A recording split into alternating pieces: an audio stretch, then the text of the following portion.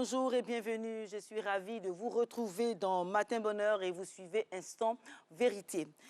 31 janvier 2021, la Côte d'Ivoire est passée de 8 à 10 chiffres dans la numérotation téléphonique pour les lignes fixes et le mobile. Les problèmes des consommateurs sont aussi passés à 10 chiffres. Perte de répertoire, dysfonctionnement de certaines applications et des transactions mobiles, autant de difficultés qui font grogner les populations. Pourtant, l'objectif de ce basculement est d'assurer un nombre suffisant de numéros pour les 50 ans à venir, tout en permettant une fluidité dans le système téléphonique. Alors, que se passe-t-il réellement depuis le passage à 10 chiffres? Ce basculement réussira-t-il à l'exemple du passage à 8 chiffres en 2000? Que fait exactement la RTCI pour éviter les désagréments aux populations? Bilé Diémiléou, le directeur général de la RTCI, l'autorité de régulation des télécommunications TIC de Côte d'Ivoire, est sur le plateau de Instant Vérité pour répondre à vos questions. Mesdames et messieurs, bonjour donc, Bilé Diémiléou. Bonjour, madame. Et bienvenue à Instant Vérité. Merci pour l'invitation. Alors, 31 janvier 2021, le passage à 10 chiffres s'est fait. Une semaine plus tard, quel retour avez-vous des populations? D'abord, les populations ont compris que c'était une opération qui arrivait à point nommé parce que l'économie numérique avance, notre secteur est très dynamique et la Côte d'Ivoire devait faire son lancement, son basculement pour passer à 10 chiffres. Les populations ont montré par leur utilisation massive que l'opération a réussi. Certainement qu'il y a des fortunes diverses. Oui, vous dites que l'opération a réussi. Alors, donc, ce basculement devrait permettre une certaine fluidité dans le système de numérotation téléphonique arrivé à saturation. Vous avez communiqué suffisamment là-dessus. Alors, comment expliquez-vous donc ces incidents liés à l'utilisation des applications de conversion des numéros de téléphone? Il y a eu plusieurs applications. Les applications étaient développées librement par les développeurs d'applications. Mais je peux vous parler de l'application de la RTCI, qui est PNN RTCI, qui, semble-t-il, a fait perdre des contacts à des consommateurs. Mais pourquoi la RTCI a permis qu'il y ait plusieurs applications en la matière? Mais c'est libre, c'est libre. On ne peut pas empêcher ces jeunes start-up, ces jeunes Ivoiriens de faire des productions. Ça montre un peu aussi leur savoir-faire. Oui, ça montre leur savoir-faire au détriment de la satisfaction du consommateur. Mais si vous êtes libre d'aller sur une application ou l'autre, donc vous avez aussi votre liberté d'aller choisir une application. Toutes les applications marchent. C'est pourquoi je dis qu'il y a des fortunes diverses. Il y en a qui ont perdu, semble-t-il, des contacts. Oui. Nous avons mis en place un dispositif pour les restaurer et leur montrer comment faire pour restaurer les contacts qui seraient perdus. Alors, comment faire donc pour récupérer les contacts perdus rapidement? Il y a deux systèmes de postes qu'on retrouve. Vous avez les postes dits Apple, donc qui fonctionnent avec iOS, et puis les postes dits Samsung et autres qui fonctionnent avec Android. Alors, tous ceux qui avaient les postes, enfin qui ont les postes Apple, n'ont pas eu de problème. N'ont pas eu de problème avec l'application de et les Android. Et les Android, il y a plusieurs versions. Et il s'avère que des consommateurs ont perdu des numéros. Mais en fait, ils ne sont pas perdus. Ces numéros sont dans une corbeille. Et aussi sur leur point de contact. Mais qu'est-ce que la RTCI fait finalement pour que les consommateurs puissent retrouver leur numéro? Parce que c'était embêtant quand même de changer de numérotation et au lendemain, on se rend compte qu'on n'a plus les contacts. Ne pensez pas que tous les numéros sont perdus. Ils ne sont pas perdus. Ils le disent parce qu'ils n'ont pas pu retrouver le contact d'un correspondant. Mais on leur a démontré que ce n'était pas perdu. Je vous dis qu'il y a eu une corbeille. Dans une corbeille et on le restaure. Alors, comment on fait exactement pour récupérer ces contacts dans les corbeilles? Comment on fait? Dans les corbeilles, lorsque vous allez sur votre adresse Gmail, parce qu'il s'agit d'Android, vous avez donc un dispositif, disons, un process que vous devez appliquer pour que, bien sûr, à la fin, vous puissiez avoir votre restauration. Donc, on le fait habituellement. Et ce n'est pas parce que PNN est arrivé qu'on ne peut plus restaurer les numéros. Donc, on les a restaurés et nous avons fait des essais chez nous. Et nous avons donc pris la décision de faire un communiqué assez large et de le mettre aussi sur notre site. Alors, Monsieur le Directeur général, ces incidents dont vous venez de parler s'étendent aussi à la qualité de la consommation par les utilisateurs. Alors, on constate des déviations ou encore des interruptions d'appels, des transactions ou de paiements mobiles qui ne sont pas vraiment effectifs. Alors, qu'est-ce qui pourrait expliquer ces dysfonctionnements? D'abord, rappelez-vous que nous sommes tous des clients. Nous sommes des consommateurs de réseau. Il y a 3 opérateurs de réseau qui ont d'abord leurs clients. Et le client est amené à rencontrer son opérateur pour poser son problème. Et les opérateurs aussi se sont organisés pour leur apporter des solutions. Nous sommes dans la régulation.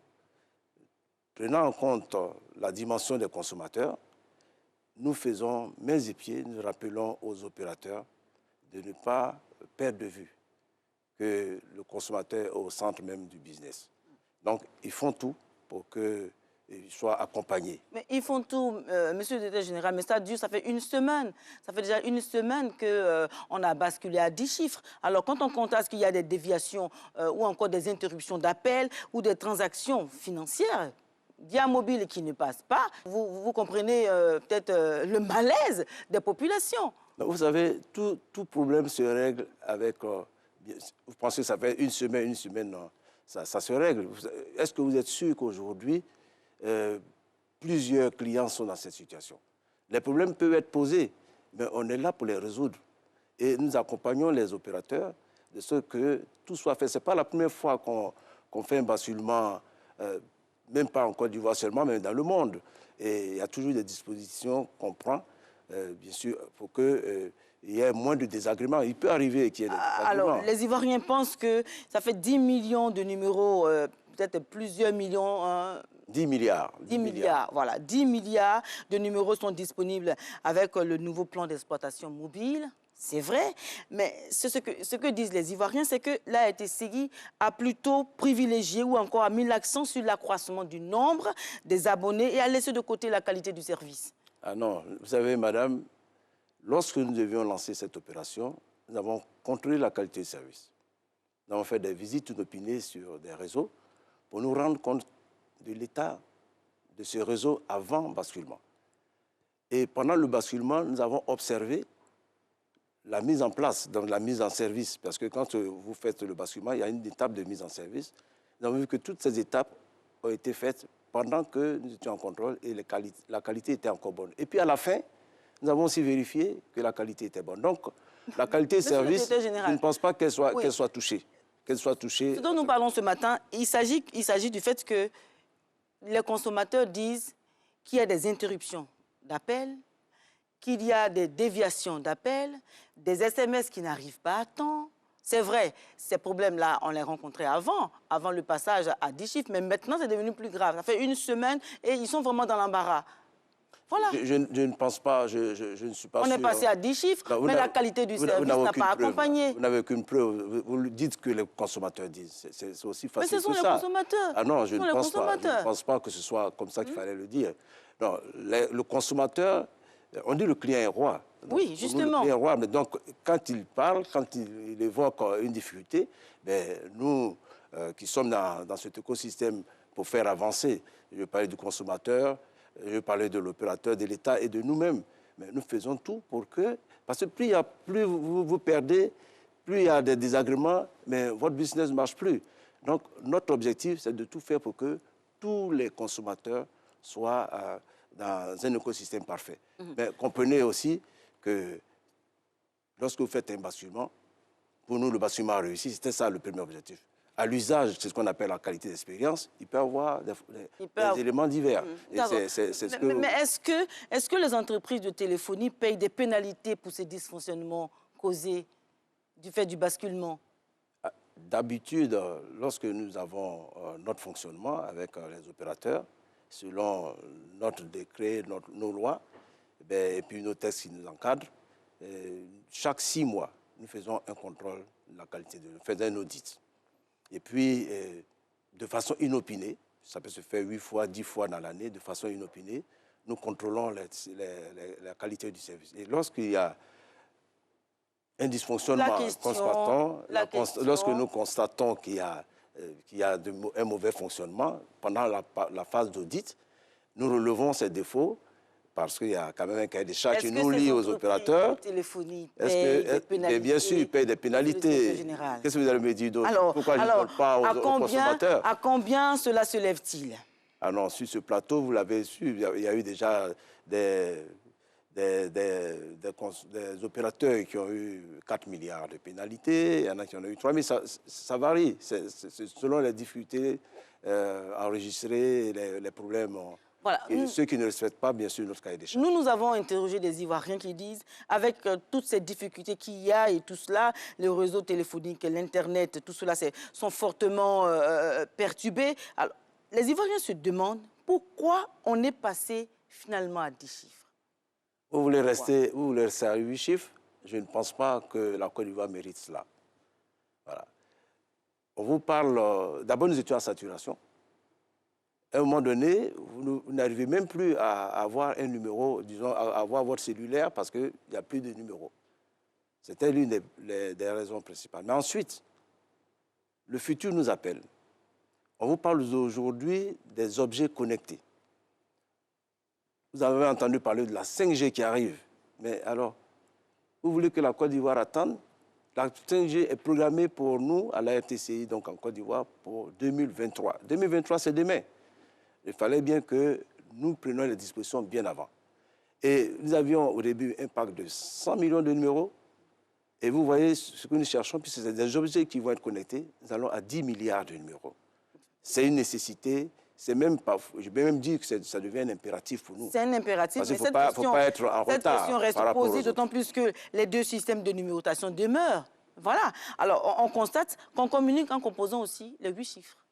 Pour aider notre population, et aussi c'est à la demande des opérateurs.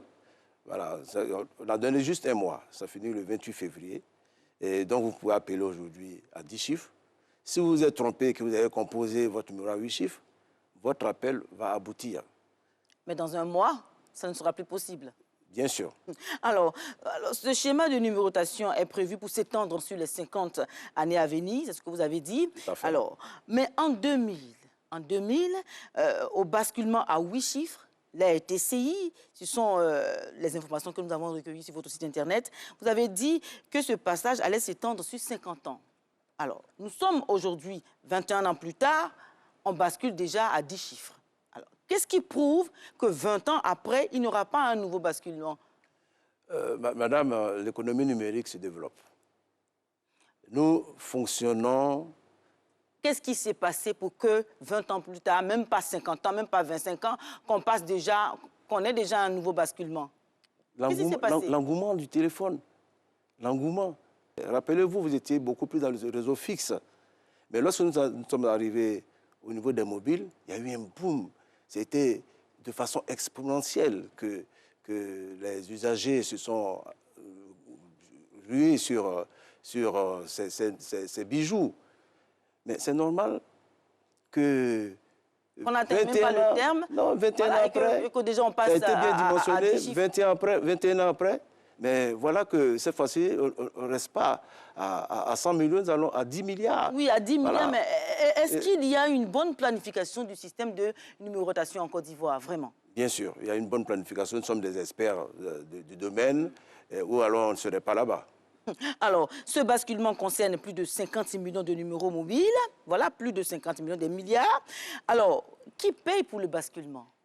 Ce sont les opérateurs et la RTCI. Nous avons payé pour, la communication, comme les opérateurs aussi. Puis les opérateurs ont mis à niveau les équipements pour que cela puisse faire les 10 chiffres. Monsieur le directeur général, est-ce qu'il y a une facturation en arrière-plan dont on ne parle pas, qu'on ne dit pas aux Ivoiriens? Non. On leur a dit dès le départ qu'ils n'ont rien à payer et ils n'ont J'espère qu'à la fin, ils ne vont pas payer quelque chose. Ah non, non, non. Alors, ce que je vous pose comme question, ils disent, est-ce qu'il n'y aura pas une certaine facturation du genre augmentation de facture d'eau, d'électricité? Voilà, on ne comprend pas, on ne sait pas pourquoi. Non, moi, je vous pose la question. Les Ivoiriens se demandent, c'est comme ça, ils disent. Et après, bon, voilà, on constate que les factures augmentent. Ne dites pas comme ça, nous sommes quand même des régulateurs du secteur des télécommunications.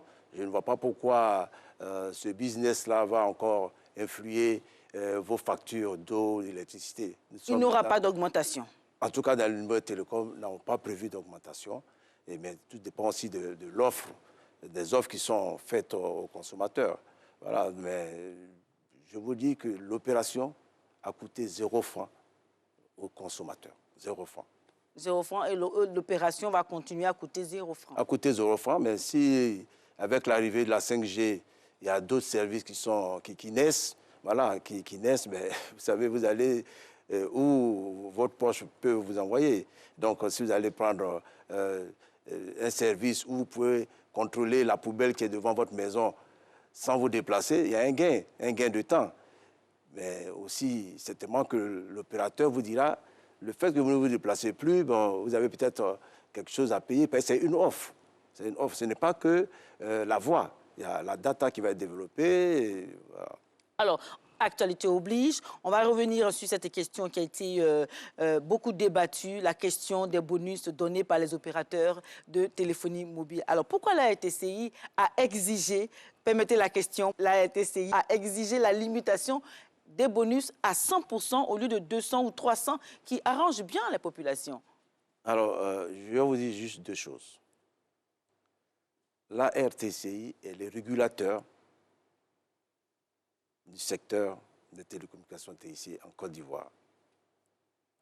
Donc, nous avons cette expertise, nous avons nos missions. Nos missions nous amènent à bien apprécier, à bien observer l'état du marché et de faire de sorte qu'il y ait l'équilibre. Il ne faudrait pas qu'il y ait du dumping ou autre.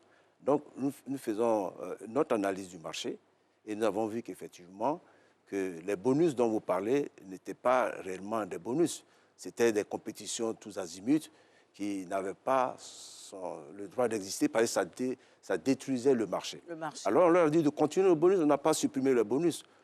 On a dit que le bonus peut être à 100%. Et puis, dans la phase où vous avez les 300%, mais vous les perdez quand vous n'avez pas fini de les consommer. Alors qu'avec ce que nous avons proposé, même si vous n'avez pas fini, vous gardez... Conservez le bonus.